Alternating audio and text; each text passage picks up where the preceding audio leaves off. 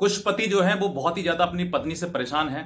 उन पर बहुत सारे ऐसे केस किए हुए हैं जो कि सारे निराधार हैं, झूठे हैं। सेक्शन 498 ए दहेज मांगा, ऐसे केस किया है, या फिर डोमेस्टिक वायलेंस, घर में घरेलू हिंसा करी है, या फिर मेंटेनेंस जैसे केस, या फिर 354 आईपीसी में, या फिर 376 आईपीसी में, या फिर 377 आईपीसी में। ऐसे कई तमाम प्रकार के अगर आपके ऊपर केस किए हैं और आप पति हैं और आप भी बहुत ज्यादा परेशान हैं, आप चाहते हैं कि ऐसी पत्नी को जेल में होना चाहिए, वो घर में ससुराल में नहीं होना चाहिए, उसको जेल में ही होना चाहिए, या फिर उसके परिवार वाले, लड़की के परिवार वाले उसको उकसा रहे हैं, उसको उससे झूठे मुकदमे लगवा रहे हैं, उसको नहीं भेज रहे हैं, उससे मना कर रहे हैं कि तू पति के घर मत जा, या फिर कुछ और उसको ब्रेन वॉश करके उसको गलत गलत चीजें आपके बारे में बता रहे हैं, और आप चाहते हैं कि ऐसी पत्नी को जेल में होना चाहिए, घर में नहीं होना चाहिए, तो फिर आप इस वीडियो को पूरा देखिएगा, अंत तक जरूर देखिएगा।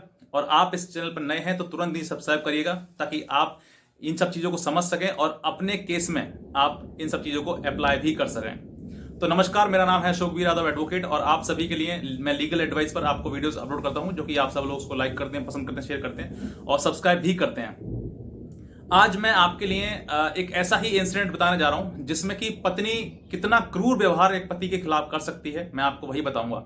मैं सभी महिलाओं के लिए नहीं कह रहा हूं, ये मैं आपसे पहले ही बोलता रहा हूं, क्योंकि सभी एक जैसी नहीं होते हैं। बहुत अच्छी पत्नियां हैं, महिलाएं हैं, और कुछ बहुत अच्छे पति भी हैं, लेकिन कुछ पति बुरे भी हैं, कुछ पत्नियां भी बुरी हैं।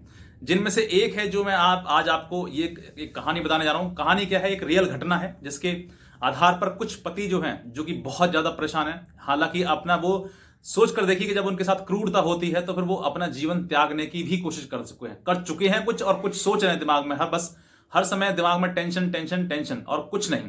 उनको अपना दिखाई देता है कि भविष्य मेरा बिल्कुल अंधकार में है, मैं बिना पत्नी के बेकार हूं, और बहुत सारी चीजें ऐसी हैं जो उसके समझ में आती हैं कि आगे आने वाले टाइम में पीढ़ी जो है वो खत्म होने को कगार पर है, जा रही है। तो ऐसे समय पर इंसान जो है वो करे तो करे क्या। ऐसी ही घटना इनके साथ में हुई, जो हमारे सब्सक्राइबर हैं, जो कि देहरादून के रहने वाले हैं, सॉरी उत्तराखंड से रहने वाले हैं। और इनके साथ में जो ये चीजें हुई, तो किस तरीके से कैसा हुआ। इनकी शादी जो है अब से 22 साल पहले लगभग, मतलब सन 2000 में इनकी शादी हुई है। और शादी होने के बाद जो है इनके पास एक बेटी हुई, फिर उसके बाद एक बेटा हुआ, और चीजें जो है वो धीरे धीरे किस तरीके से मतलब खराब होने लगी, मैं आपको वही बताना चाहूंगा कि इनकी। अब मैं आपको छोटी सी एक चीज बताऊंगा कि जिस पत्नी के पास सब कुछ है, पहले एक समय होता था कि पत्नी कहती थी कि मुझे खाने को नहीं दिया, घर में रहने को नहीं दिया है, और मेरे पास ये नहीं है, वो नहीं है, ऐसी चीजें। लेकिन इनके पास बिल्कुल हर चीज संपन्न, कहते हैं संपन्न परिवार से हैं। और संपन्न परिवार से मैं किस लिए कह रहा हूं कि इस बात का अंदाजा आप भी लगा सकते हैं कि इनका एक घर क्या है, बंगला है, जो कि उत्तराखंड में भी है, दूसरा बेंगलोर में है, तीसरा अमेरिका में है। तो जिसके पास इतनी संपत्ति हो, उस व्यक्ति को क्या जरूरत है किसी प्रकार से दहेज मांगने की। लेकिन फिर भी इनकी पत्नी ने इन पर केस किया और इन पर झूठे आरोप लगाए। सेक्शन 498 जैसे केस के लिए इनको धमकी दी गई कि मैं लगाऊंगी आपके ऊपर। अब वो मैं छोटी छोटी चीजें बताता हूं आपके लिए कि ये जो है एक दूसरे के साथ लगभग 20 साल रहे। 20 साल में इनके पास 2 बच्चे हैं आज। और अभी मतलब सन 2021 में इनकी पत्नी ने इनके ऊपर केस किया। केस करने के कारण कुछ भी हो सकते हैं, लेकिन फिर भी मैं आपके लिए जो केस इन्होंने किया है मैं उसकी बता रहा हूं आपके लिए कि केस इन्होंने क्या किया है। इन्होंने बताया कि मैंने शादी में, मेरे पिताजी ने जो है, मैं शादी में 5 लाख रुपए खर्च किए। मेरे पिताजी ने 5 लाख रुपए इनको दहेज में दिया। साथ ही साथ में अब जो है इनको मतलब सब कुछ घरेलू सामान जो दिया वो सब कुछ बताया कि हाँ ये सामान दिया। अब इनकी जो डिमांड है, एलिगेशन है कि क्या है कि पति मुझसे 20 लाख रुपए मांगता है, नहीं देने के एवज में वो मुझे मारता है, पीटता है, मेरे बच्चों के साथ दरिंदगी करता है और उनको घर से बाहर निकाल देता है। ऐसी कई झूठे एलिगेशन लगाए। मैं आपको इन्हीं एलिगेशन के आधार पर मैं आपको ये थोड़ा सा बताना चाहूंगा कि जिस व्यक्ति के पास में इतनी संपत्ति हो, इतनी प्रॉपर्टी उसके पास में हो कि उसका मकान उत्तराखंड में है, उसका मकान बेंगलोर में है, उसका मकान अमेरिका में है, और खुद वो डॉलर्स में कमाता है अमेरिका में रहकर, वो व्यक्ति क्या 20 लाख रुपए मांगेगा? सोचकर देखिए ना कि 20 लाख रुपए क्या होते हैं उसके लिए। ये एलिगेशन जो है वो सिर्फ और सिर्फ झूठ के आधार पर है पूरा। और इनके पीछे जो है कहीं ना कहीं मंशा ये है कि इस इन्होंने मुझे बताया, जो हमारे क्लाइंट हैं, तो इन्होंने बताया कि सर इनकी सबसे बड़ी मंशा ये है कि इनका जो भाई है, एक मतलब हमारी पत्नी है, इनकी पत्नी जो इनके भाई है, वो क्रिमिनल माइंड का है। वो अभी कुछ साल पहले एक मर्डर भी कर चुका है, जिसमें वो सजा भी भोग के आया है। और अब वो बेरोजगार है, तो वो सोचता है कि इनसे पैसा ऐंठा जाए किसी प्रकार से। तो वो अपनी बहन को जो वो गलत गलत तरीके से पढ़ाता रहता है, समझाता रहता है, और बहन जो इनसे पैसे मांगती रहती है, जिसके चलते हुए इन्होंने अब तक अपने साले को लगभग 5 लाख रुपए भी दे चुके हैं। लेकिन वो और भी देने को मना नहीं करते, कहते हैं मेरे पास ईश्वर ने दिया है तो मुझे कोई दिक्कत नहीं, कोई ले लो, खर्च करो। लेकिन यहां पर बात आती है मान सम्मान की। इनका जो मतलब साला है, वो अगर पैसे उसको ना दो, किसी प्रकार मना कर दो, तो फिर वो गाली इतनी गंदी देता है कि आपको अच्छे खासे इंसान का खून खोल के सामने आ जाए। और इनकी पत्नी है, उसको सपोर्ट करती है, उससे ये नहीं कहती कि तू गलत क्यों कह रहा है, वो सपोर्ट करती है। इसी बात को चलते हुए लड़ाई झगड़ा इनका बड़ा और बहुत बड़ा हो गया। इतना बड़ा हो गया कि आज जो है सन 2021 में जो है इनकी पत्नी ने इनके ऊपर यही झूठे एलिगेशन जो मैंने आपको बताया अभी, इन्हीं झूठे एलिगेशन को लगाकर अपने पति के ऊपर सेक्शन 498 का केस कर दिया। दूसरा डोमेस्टिक वायलेंस का केस कर दिया। तीसरा इन पर ये एप्लीकेशन लगाएगी कि इनका जो वीजा है अमेरिका जाने के लिए वो भी इनका कैंसिल किया जाए, इनको वीजा नहीं दिया जाए, ताकि ये केस मतलब केस लड़ें और भारत छोड़ के बाहर ना चले जाएं। इसीलिए इन्होंने सब कुछ कहा।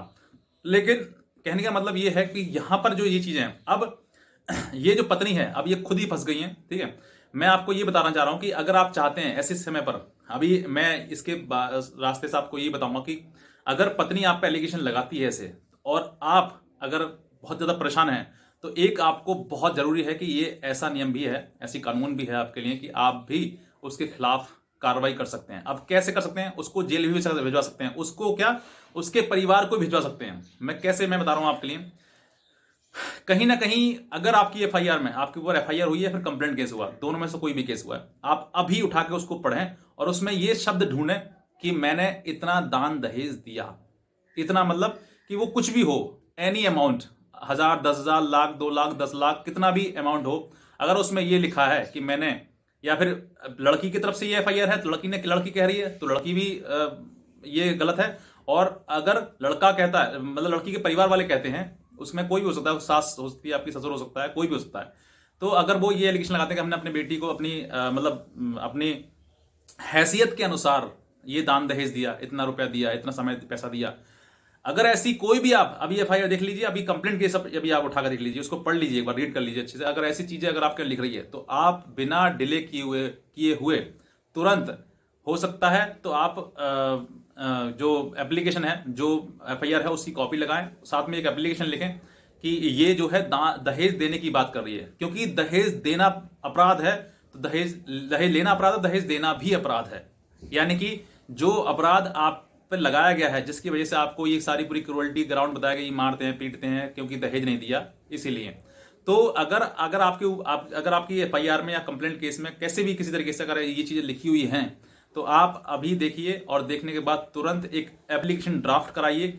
और ड्राफ्ट कराने के साथ साथ में जरूरी है कि आप उसको कोर्ट में अपियर करें, या फिर जो संबंधित आपके एसएसपी एसपी हैं वहां पर भी उसको मतलब दें, और मांग करें कि इस पत्नी के खिलाफ जो है दहेज, या फिर पत्नी है तो पत्नी ने दिया नहीं है लेकिन उसके पिता ने दिया है, तो उसके खिलाफ तुरंत कार्रवाई हो और उस पर मुकदमा दर्ज कराया जाए। अब अगर ये मुकदमा दर्ज होता है तो आप देखिए कितना आपको बेनिफिट मिलने वाला है। पहला तो ये है कि आपके ऊपर जो भी एलिगेशन लगाया गया है, यानी कि सेक्शन 498A, पहले इसकी बात कर लेते हैं, क्योंकि 498 बेसिक ग्राउंड है, मतलब उसी के बाद सेक्शन 498A के बाद ही डीबी का केस होता है, डीबी के बाद ही मेंटेनेंस का केस होता है। लेकिन शुरुआत कहां से हुई है? सेक्शन 498A से। तो सेक्शन 498A जिसमें ये खुद उसने कहा है कि मैंने अपनी हैसियत के अनुसार, मेरे पिता ने अपनी हैसियत के अनुसार दान दहेज दिया, इतना दिया, ठीक है। अगर वो यही कहते हैं तो वहां पर जो है उनके ऊपर ये अपराध बनता है। ये डॉरी प्रोविजन एक्ट में सेक्शन 3 है, जिसमें कि दहेज लेना अपराध है तो दहेज देना भी अपराध है, ये बताया गया उसमें। तो आप उसके तहत उसमें मुकदमा दर्ज करा सकते हैं, रजिस्टर करा सकते हैं, और ताकि भविष्य में जो है वो पत्नी जो है आपकी, फिर आपसे ये नहीं कहेगी कि इन्होंने हमसे दहेज मांगा, यानी कि वो खुद दहेज दे रही है, हम तो नहीं मांग रहे ना। उसने जो लिखा है, उसने खुद लिखा है, और खुद लिखने के बाद उसने एफआईआर कराई है, फिर उसने कंप्लेंट कराई है हमारे खिलाफ।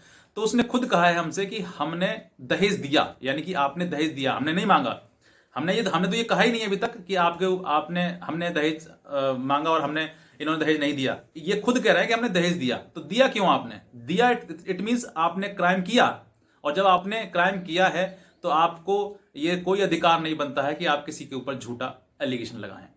दूसरा, अगर पत्नी ये कहती है कि पत्नी या पत्नी के परिवार वाले ये कहते हैं कि हमने दहेज दिया, तो वो खुद फंस गए।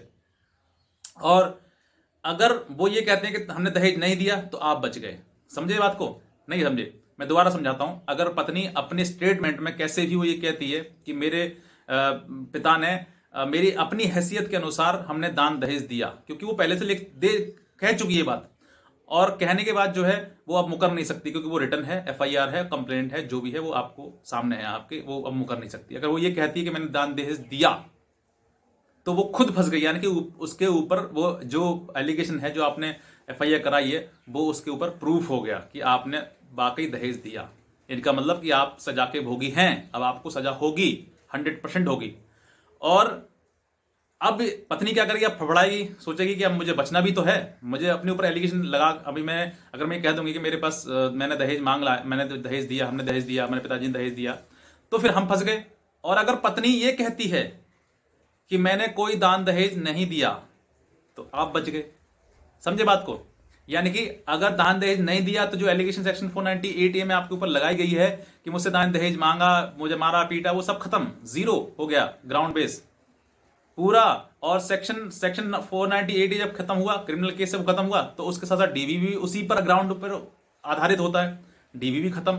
फिर उसके बाद मेंटेनेंस आता है, मेंटेनेंस भी उसी चीज पर होता है कि वो इतना कमाते हैं, इतना बचाते हैं और इतना खर्च करते हैं, और इतना मुझे देना चाहिए क्योंकि मैं अकेली रहती हूँ, मुझे मेरे पति ने छोड़ रखा है, क्योंकि वो मारते हैं, पीटते हैं, दहेज मांगते हैं, इसीलिए वो कहानी लिखाई जाती है।